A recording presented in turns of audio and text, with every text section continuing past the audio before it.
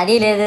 పైగా నా విగ్రహాన్ని కొనడానికి పెళ్లి సంబంధాల్లో పిల్లని చూడడానికి వెళ్ళినట్టు పొలోమను 10 మంది వెళ్తారు. అందులో ఒకడికి ఆ బొమ్మ నచ్చిందని, ఇంకోటికి ఈ బొమ్మ నచ్చిందని. నా కర్మ ఏంటంటే అక్కడ ఉన్నవన్నీ నా బొమ్మలే. మళ్ళీ తీరా 10 మందికి ఒక బొమ్మ నచ్చాక అమ్మేటోడు అలుసుగా తీసుకొని 10,000 15,000 అని బాంబు పేలుస్తాడు. ఎందుకురా బాబు ఇంత రేట్ అంటే కలకత్తా నుంచి తెప్పించాం అంటాడు. నాకు అర్థం కానిది ఏంటంటే ఎక్కడైతే నేను కలకత్తా నుంచి అయితే నాకన్నా మొనగాడు వస్తాడా, అక్కడ కూడా నేనే కదా.